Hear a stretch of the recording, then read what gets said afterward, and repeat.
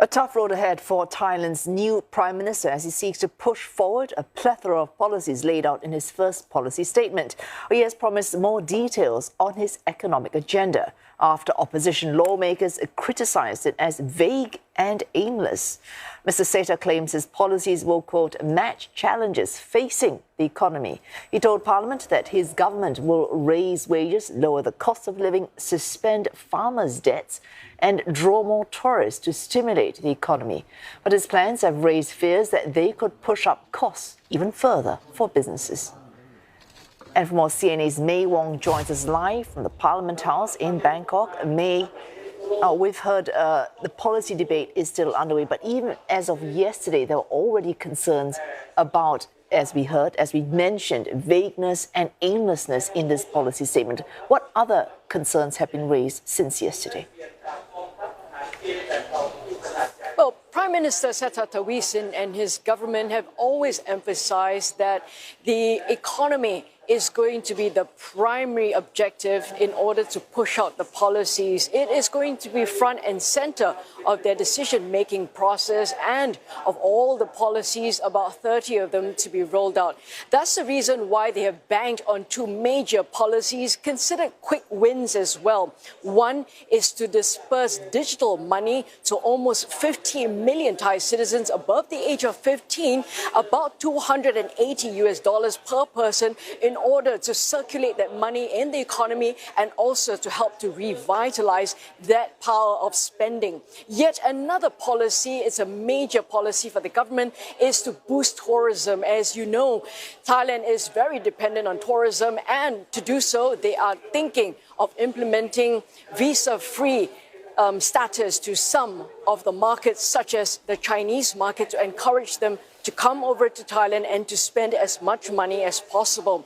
Obviously, these policies are sounding great. However, the government was slammed by the opposition MPs to say, as you mentioned earlier, vague, very broad, and obviously a directionless policy statement, simply because there are no real deadlines to it and there are no real results to be able to be tracked. So how are the MPs going to hold this government accountable? More importantly, the big question mark is, where is the money coming from?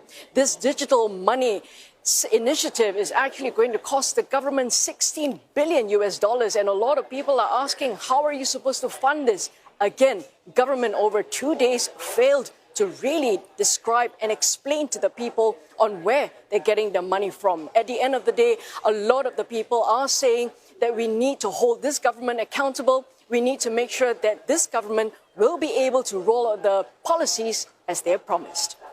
Oh, May, I take it most of these concerns would be from lawmakers holding the government accountable. But how do the people feel now that they have this digital wallet, it's money in the pocket? How have they reacted? That money has not come into the pockets of the Thai citizens as yet. At the moment, again, unclear as to when this digital wallet is going to be rolled out, even though the government says it will happen sometime in the first half of next year. Obviously, if you're going to give some handouts to the citizens, they're more than happy to receive it, but they really want to see it and they really want to see how it's going to work. A lot of the citizens are saying that this government looks promising. This government needs time to work on it, and they have called some of the policies logical, rational, as well as practical. So they are waiting and seeing how it's going to play out. On the flip side of it, you have other citizens who have come out to say, ridiculous. The government is not explaining to the people and not being transparent about where exactly this budget is coming from.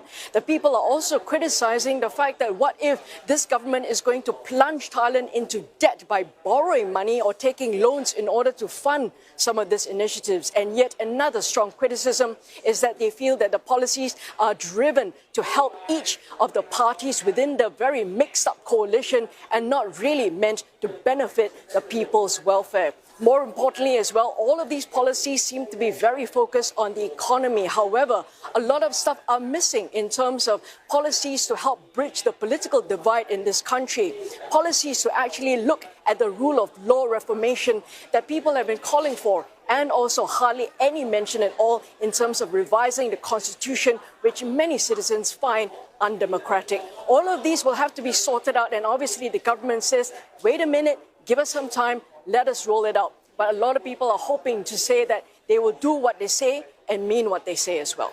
Oh, thanks. May Wong speaking to us live from Bangkok.